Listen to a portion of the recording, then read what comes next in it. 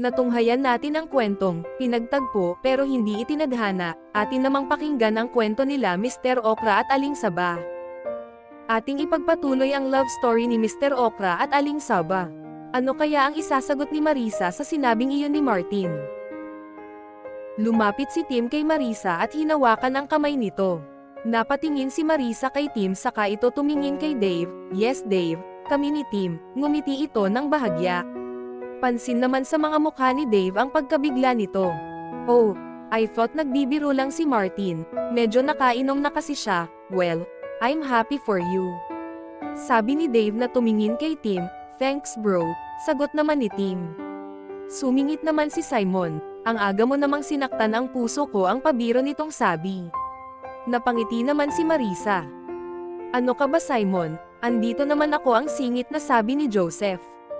Nagtawanan ng lahat, pero teka lang matagal na ba kayo? Ang biglang tanong ni Dave. Sabay na sumagot si Marisa at Tim. 2 years, ang sagot ni Tim. Si Marisa naman ay sumagot ng, a year. Biglang napatingin si Dave kay Marisa at napangisi ito. Well, lagi ko kasing isinasama yung isang year na exclusively dating na kami. Memorable kasi yun, formality na lang ang kulang sa amin. Paliwanag ni Tim habang nakangiti ito kay Marisa. Tama si Tim, isinasama niya kasi yung year na yon, pagsang-ayon naman ni Marisa na ngumiti kay Tim. Ah ganun ba? Well, congrats Tim. Akala ko matagal na kayong dalawa. Pasimpleng sabi ni Dave. As magjowa, sagot ni Paul. Tama ka dyan Paul, maganda nga yun, kasi kilala na nila ang isa't isa, friendship yung pundasyon ng relasyon nila. Dagdag na sabi ni Nathan. Kung sa bagay, tama ka dyan Nathan. Napakaswerte naman ni Tim sabi ni Simon. Kaya kung ako sa iyo Tim, ingatan at alagaan mo si Marisa, lalo na at di pa naman kayo kasal. Ang sabi ni Dave na nakatitig kay Tim. Magsasalita na sana si Tim, nang sumagot naman si Martin, Naku Dave, tama ka dyan, di pa sila kasal, pero tingin ko malapit na yon. Di ba Timmy boy? Pang-aasar na sagot ni Martin kay Dave. Simon and Dave invited kayo, huwag niyong kakalimutan. Ang sagot naman ni Sabrina. Kitang-kita naman ni Vanessa ang simpleng pagsimangot ni Dave. Oh, sure, dadalo ako basta ba may kasalang magaganap. Hahaha oh, joke lang, biglang bawi ni Dave. Ikaw talaga joker ka Dave, ang tanging nasabi ni Paul. Maiwan ko muna kayo, I'll see you guys tomorrow sa charity games natin. At tuluyan nang umalis si Dave. Pagkaalis naman ni Dave ay sumunod na rin sa kanya si Simon. Nagtawanan naman ang mga magkakaibigan, samantalang si Marisa ay hinarap si Martin. Ano yun Martin? Bakit mo sinabing, agad namang inawat ni Vanessa si Marisa? Not here Marisa, baka may makarinig pa sa atin at hindi mo rin makakausap ng matino si Martin dahil lasing na yan. Ang sabi ni Vanessa, hay nako, at ikaw naman Tim. Hindi na nagawang ituloy pa ni Marisa ang sasabihin dahil nagsalita na si Paul.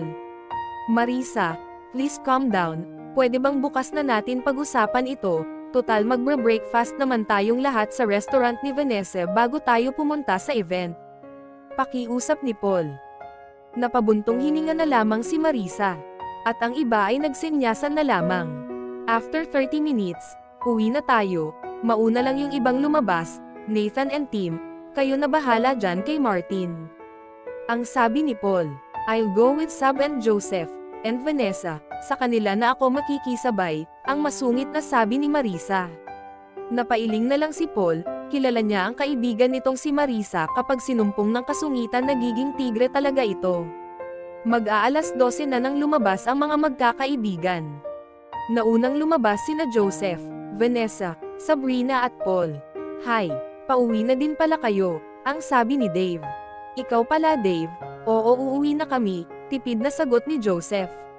Oh, asan si Tim? Hindi ka ba ihahatid ni Tim Marisa? Ang pasimpleng tanong ni Dave.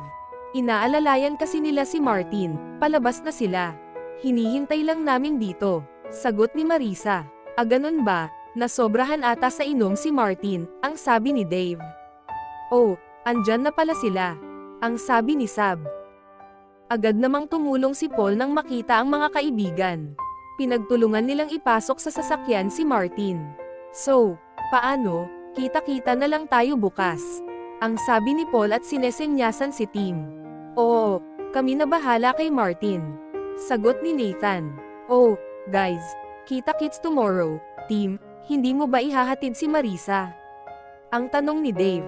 Lumapit naman si Tim kay Marisa at inakbayan ito, bago sumagot kay Dave. Hindi ko siya may hahatid ngayon, kasi si Martin nakahiga na sa likod, ang sagot ni Tim. Inilagay naman ni Marisa ang kamay niya sa likod ni Tim at kinurot ito, saka ngumiti ng pilit kay Tim. Mag-iingat kayo sa paghatid kay Martin, mahal. Ang sabi naman ni Marisa. Pinipigilan naman nila Joseph at Vanessa ang matawa sa narinig. Gumanti naman ng sagot si Tim at hinawakan ng mahigpit ang mga kamay ni Marisa. Kayo din mahal, sigurado ka bang okay lang sa iyo na hindi nakita may hahatid? Hinaplos naman ni Marisa ang pisngi ni Tim at saka pasimpleng kinurot ito.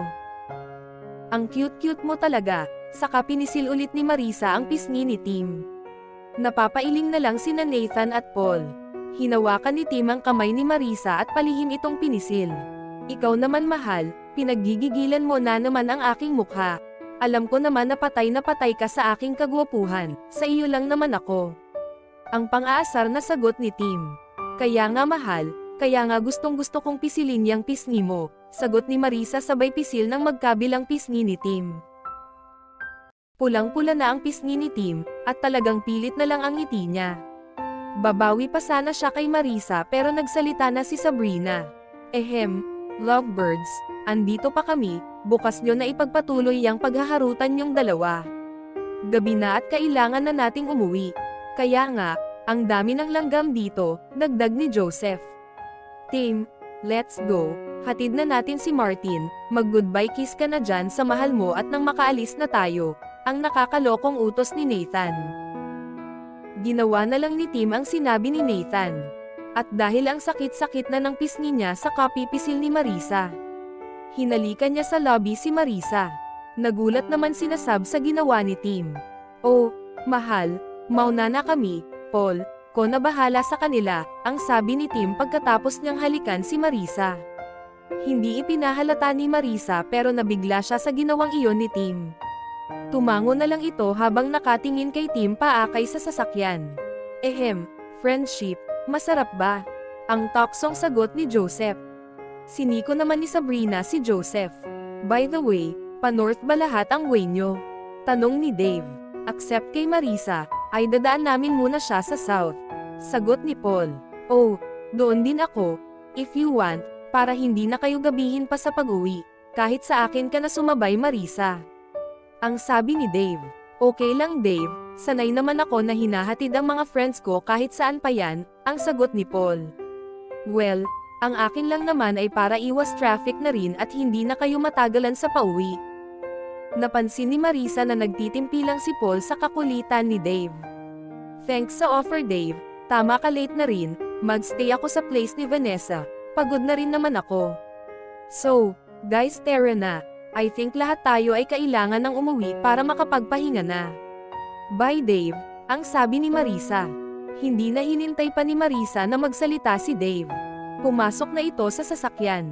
Simpleng, bye, na lang din ang nasabi ni Dave habang nakatingin sa papalayong sasakyan ni Paul. Ang kapal talaga ng mukha ng Dave na yon. Asar na sabi ni Paul abang nagdi-drive ito. Paul, kumalma ka nga dyan, remember, you're driving, paalala ni Vanessa sa kaibigan. Kaya nga, mas ikaw pa ang naiinis kaysa kay Marisa, ang dagdag na sabi ni Joseph, sabay tingin kay Marisa na hindi may pinta ang mukha. Oh sis, mukhang kinikilig ata tayo sa halik sabi ni Sab. Ano ba naman itong araw na ito? Hay, malalagot talaga sa akin si Martin bukas, ang gigil na sabi ni Marisa. Sis, kilala mo naman si Martin, alam mo namang. Hindi na ituloy pa ni Joseph ang sasabihin niya. Josefa, inilagay ako ni Martin sa alanganing sitwasyon nang sinabi niyang kami ni Tim, ang sagot ni Marisa. So, anong gusto mo? Si Dave, singit ni Vanessa. Look, I understand na galit ka, pero di ba ayaw mo kay Dave? Ang tanong ni Paul. Guys, pwede bang kumalma muna tayo, at bukas na natin ito pag-usapan? Ang sabi naman ni Sabrina. I agree. Ang tanging nasabi ni Joseph. Okay, but think of it Marisa, ayaw mo naman siguro na kulitin ka ni Dave. So, ano ang sinasuggest mo Paul? Masungit na tanong ni Marisa. Consider na magpanggap na kayo nga ni Tim. Habang andito pa yang Dave na yan. Then after that pag nakaalis na, tapos na ang pagpapanggap niyong dalawa ni Tim. Paliwanag ni Paul. May point si Paul, kilala natin si Dave. Ayaw mo ng sakit ng ulo sis, di ba? Tanong ni Joseph. Right, kapag gusto ni Dave, madaming paraan sis, ang sabi ni Sabrina. Hindi na nagpahatid pa si Marisa sa bahay niya, matutulog siya kina Vanessa. Oh, bakit hindi ka pa natutulog? Tanong ni Vanessa. Nakita kasi niyang bukas pa ang ilaw sa guest room, napalingon naman si Marisa sa kaibigan. Kanina pa, paulit-ulit na naglalaro sa kanyang isipan ang mga nangyari kanina. At iniisip din niya ang sinabi ni Paul. Hindi umimik si Marisa, ilang sandali, lumapit si Vanessa sa kanya at niyakap ang kaibigan. Alam ko iniisip mo yung nangyari kanina, sabi ni Vanessa. Iniisip mo kung itutuloy mo ang pagpapanggap niyo ni Tim. Iniisip mo din si Dave. If you're not comfortable to pretend as lovers, then you have to be honest. Pag-isipan mo ng mabuti, but for now, kailangang matulog na tayo, kasi madami pa tayong activities sa darating na araw. And in charge ako sa agahan natin tomorrow. Ang sabi ni Vanessa. Nag-smile lang si Marisa at nagpasalamat ito. Tuluyan nang iniwanan ni Vanessa si Marisa. Kilala niya ang kaibigan niya. Si Marisa ang tipo ng tao, na kapag may bumabagabag sa kanya, ay nais nitong mapag-isa at makapag-isip muna. Hinayaan na lang ni Vanessa si Marisa. Kilala ng lahat si Dave sa pagiging playboy nito, at higit sa lahat mayabang ito. Alam ng buong barkada, na kahit papalit-palit ng girlfriend noon si Dave, ay nagpakita pa rin ito ng interes kay Marisa. Nag-iiwan ito ng secret note sa upuan ni Marisa, minsan bulaklak, at minsan inihahayag niya sa klase nila ang paghanga nito kay Marisa. Hindi rin naman lingid sa kaalaman nilang magkakaibigan na hindi gusto ni Marisa si Dave kahit ito ay gwapo at nagpahayag ng kanyang paghanga kay Marisa. Sadyang pinakitunguhan ni Marisa ng maayos si Dave dahil business partners ang mga magulang nila. Hindi lang iisang beses na may sumugod kuno na girlfriend ni Dave at pinagbintangang mang-aagaw si Marisa. Labis naman ang paghingi ng dispensa ni Dave noon. Dahil sa insidenteng iyon mas lalo pang umigting ang inis ni Marisa kay Dave. Napabuntong hininga si Vanessa nang maalala niya kung paano napahiya ang kaibigan at naging sentro ng usapan noong college sila. Kaya simula noon, kahit patuloy na nagpapahiwatig ng interes si Dave, silang magkakaibigan na ang gumagawa ng paraan. Para hindi na maalala at mainis si Marisa kay Dave. Lagi namang buo ang barkada para protektahan ang bawat isa. Kaya hindi masisi ni Vanessa, kung bakit ganon ang sinabi ni Martin kanina. Pinalabas niyang magkasintahan sina Tim at Marisa. Kung sa bagay naman ang dalawa. At kahit noon pa man ay naririnig na niyang inaasar ni Martin sina Tim at Marisa. Hindi tuloy maiwasang mapaisip ni Vanessa kung bakit ganon na lang ang pang-aasar niya sa dalawa. Bukas, siguradong masasabon ni Marisa si Martin, pati na rin si Tim. Hay, ano kaya ang mangyayari bukas? Tuluyan kayang magpapanggap na magkasintahan sina Tim at Marisa? O tatapusin na ni Marisa ang pagpapanggap? Abangan.